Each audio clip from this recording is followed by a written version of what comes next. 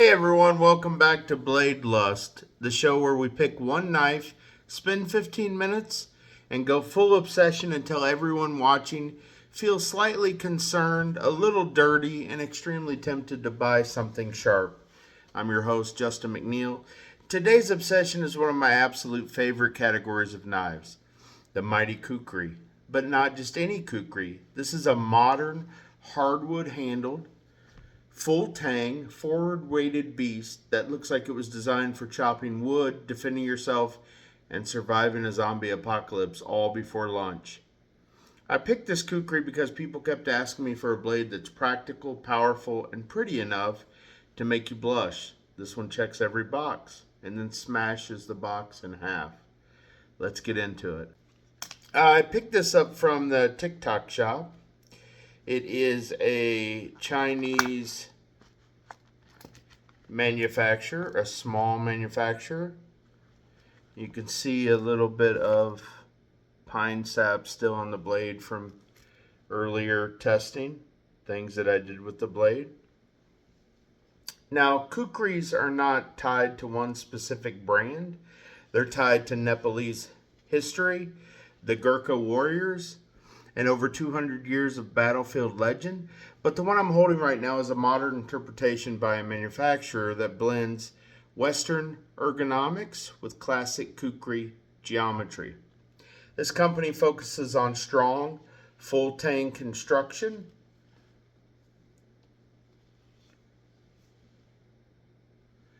hardwood handles, and reliable stainless steels. Not the tourist grade garbage you see on import markets. Their kukris are meant to be used, not hung on a wall. Hey guys, this is that beautiful TikTok shop Gurkha kukri blade that I've been telling you about. See the beautiful mosaic pins there, the hardwood handle, stainless steel blade, solid construction, 5mm. Hey guys, this is Justin McNeil with Survival Reviews. So here, what I have for you today is that beautiful kukri. Just got off of the TikTok shop. You can see the size, you can see the weight of the blade. And we're going to do a little water testing here for you guys. Came pretty sharp out of the box. Let's see what we can do.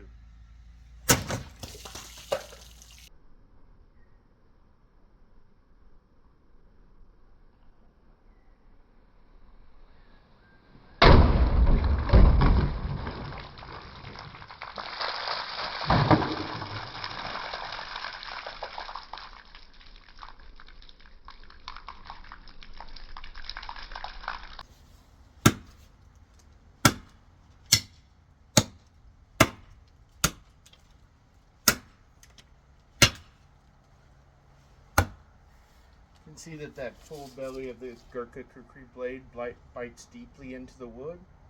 It's exactly what you want. It does come pretty sharp out of the box. It's worth doing a touch up to the blade if you want it razor sharp. But yeah, solid stainless steel construction, hardwood handles, mosaic pins. It's got a nice big belly. It's just a beautiful, beautiful tool and weapon. You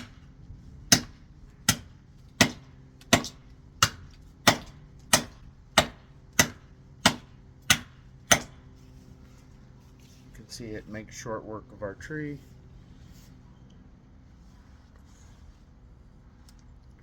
Pick one up below. The link below or in the description. You won't be sorry. Charlie Mike. What makes this one special in their lineup? It's a hybrid design.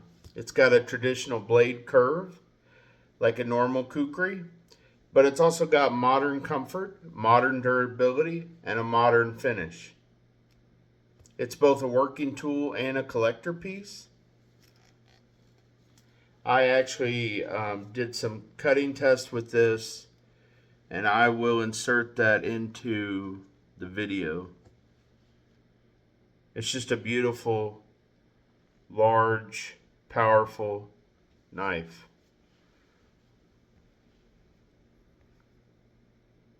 So let's go ahead and get nerdy a little bit. The blade length and shape, you're going to have 11.5 inches from the starting point of the cho or cowdy to the tip of the blade. It's going to be roughly 11.5 inches. If you measure down past the finger choil to where the hilt is, you'll have about 13 inches overall length. You can see it's got a heavy duty construction. It is a stainless steel blade. It's got 95 by 18 stamped on the blade, which is a Russian stainless steel. It's roughly equivalent to 440C stainless. Depending on heat treat, it can even be better than 440C. You do see that it is a full tang knife. You can see that, go through the whole tang there, through the hilt and hand guard. So that's nice, full tang, and you can see the thickness there. It's about 4 millimeters thick, all the way through the blade, up until it tapers at the point. Did come pretty sharp out of the box.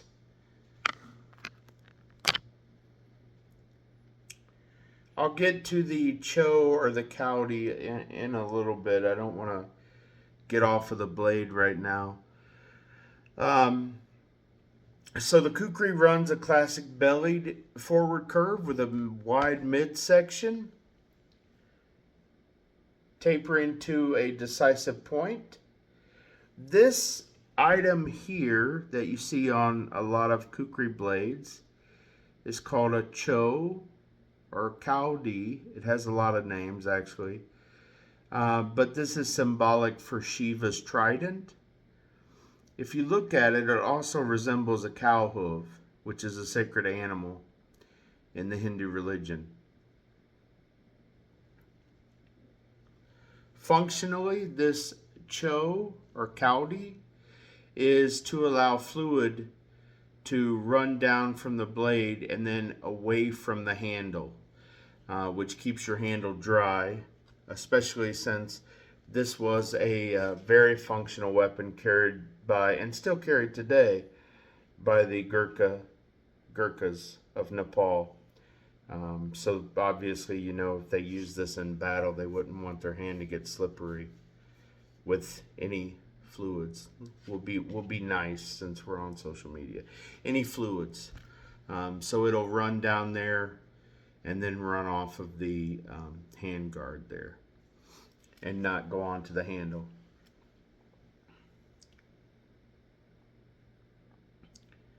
In my mind, this length is right in the sweet spot.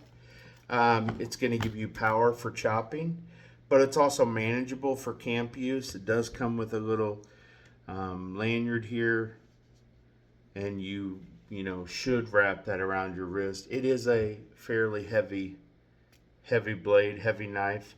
If you look at the sheath for a second, it comes with a leather sheath. It's got a dual snap here, so this one over the top of the blade. You can see it's reinforced down here for the blade tip and stitched, just a single stitching. And then it's got, for the handle, it's got another snap up there with a belt loop, just a simple belt loop. But it is real leather. Yep, it's real leather, so that's nice, nice touch. The most amazing thing about this knife is the cost. It's extremely affordable. In my opinion, this knife would be well worth the money at twice the price. I think you can get it, and I will put a description down below. I will put a link, rather, in the description down below of where you can pick one of these up. It's a pretty awesome knife. I've got some high-end Kukri knives, cold steel, that are used with premium steel. This is not a premium steel, but it's highly functional.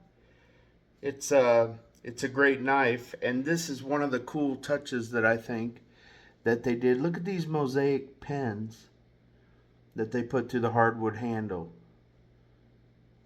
Those are beautiful. And you can see that tang runs all the way down through the handle scales.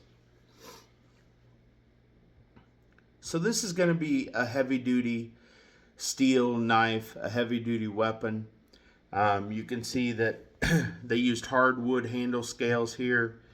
It's got a deep finger grooves. And these grooves really lock your hand in place, which is critical with a blade that carries this much momentum. It's going to carry a lot of forward momentum in the Gurkha Kukri style knife. Great for chopping. You can see they did put a slight polished finish on there. You can tell that I have used this. I used this and tested it quite a bit. I'll put in a couple videos of that. Tree chopping, wood, bottles.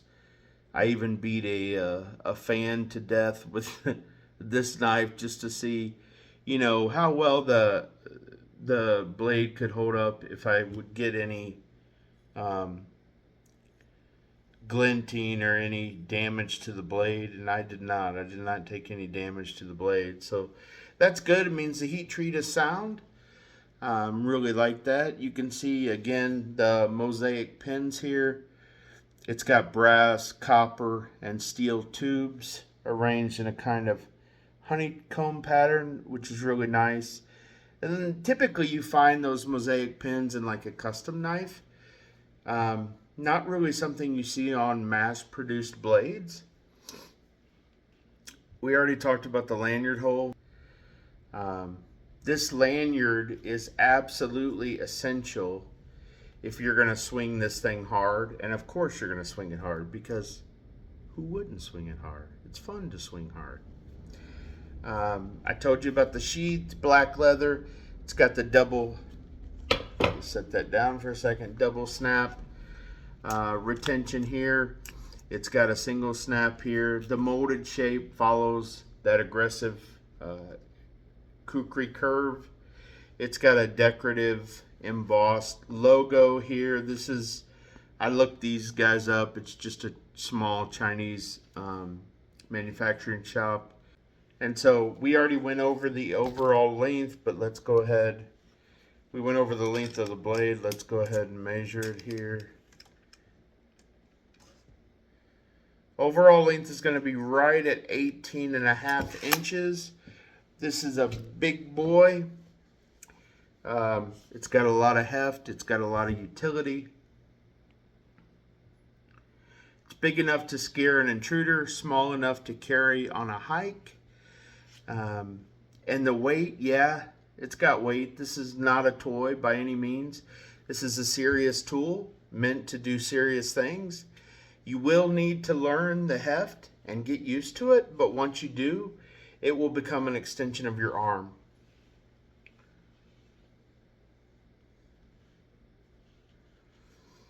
Again, this Kukri uses a stainless steel blade, which is going to be mean low maintenance, easy cleaning, and good corrosion resistance. Perfect for wet climates, camping, fishing, or just leaving in your truck without worrying. I did hack on a pine tree a little earlier and still have some pine sap on there, but that will, I can pretty much wipe that right off with an abrasive powder. Is this as tough as 1095 high carbon? No. Is it easier to maintain and less prone to rust? Absolutely, yes. For the average outdoor user, this stainless steel knife, a stainless steel knife like this, is actually the better choice. For the apocalypse, stainless keeps you slicing long after carbon steel is turned into orange powder. You're not gonna, have the things necessary to keep a high-end knife that isn't stainless. You're not going to be able to maintain it properly. Let's talk a little bit about the Kukri shape itself. So this is one of the most iconic blades ever made. The Kukri dates back centuries and has been the signature blade of the Gurkha soldiers, warriors so feared that even their enemies wrote letters asking not to face them. The design works because the weight distribution puts the force forward, turning your arm into a kinetic chopping machine. So as you swing it down, the weight travels forward with the large belly, the thickness of that belly, the belly of the blade, and drives the force through there. Think of it like a machete mixed with a hatchet mixed with divine wrath. The shape is perfect for chopping thick brush, processing firewood, cutting rope, making shelter, self-defense, offensive survival situations, and let's be honest about what we're all thinking, the zombie apocalypse. If you want one blade to rule them all, a Kukri is definitely in the running. The handle is one of the standout features, I think, on this knife, plus that it is full tang with such an excellent price right now. But it's got the deep finger grooves, it's got a palm swell, it's got a slight rear hook to prevent slipping off the handle. It's got that smooth hardwood finish. It's got the mosaic pins, and it's got full tang. It's full tang for weight and strength. The balance point is forward, as it should be with a Kukri. You need that weighted belly for the cuts to feel effortless as you swing this. Carrying it on your side, the leather sheath is surprisingly comfortable. It is long, but it's manageable. Wear it on the hip. You could attach it to a pack. You could strap it to your thigh if you're feeling really dramatic and dangerous. No, this isn't a pocket EDC. This is I'm ignoring society today and clearing a trail through the woods. So real world usage, what is a Kukri good for? It's good for bushcraft, camping, field dressing with care, clearing brush, cutting thick vegetation, breaking down limbs, chopping, self-defense, home defense, apocalypse survival, and yes, it will split a watermelon clean in half like a magic trick. What's it not good for? Fine detail carving, precision tip work, anything involving really tight indoor spaces, and casual everyday carry. Unless you're super cool, then you can carry it.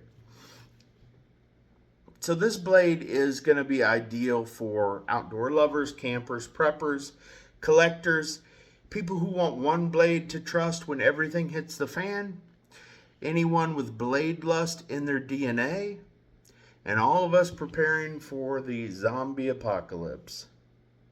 Is it too heavy? It is heavy, but that's the point. It's a momentum weapon. Learn the balance and it becomes shockingly efficient. Is this good for self-defense? Oh yes. This is one of the scariest silhouettes ever created. For defense or offense, a Kukri does not play. It's extremely effective. Extremely. Is stainless a good choice? For an outdoor knife, yes, it's a great choice. It's easy to maintain and it holds up in high humidity. Would I recommend this as a first Kukri? Absolutely. It's affordable, durable, and forgiving, beginner-friendly, and apocalypse-ready. So my closing thoughts on this one for this episode of Blade Lust. This Kukri is one of those rare blades that mixes beauty, brutality, and practicality all at once. The hardwood handle, the mosaic pins, the full tang construction, everything screams quality. The sheath is fantastic. The balance is powerful. The blade is a workhorse. If you've been thinking about getting one, stop thinking. Grab one, pick one up, pick it up as soon as you can. You won't be sorry. I will put a link in the description. You can pick one up from that link, or you can follow the little shopping cart icon if this is in TikTok where you see this, and pick one up right there. Anyway, like, follow, share, and subscribe for more Blade Lust. And that's today's obsession. Thanks for tuning in. And remember, when it comes to knives, it's not just passion, it's blade lust. Charlie Mike.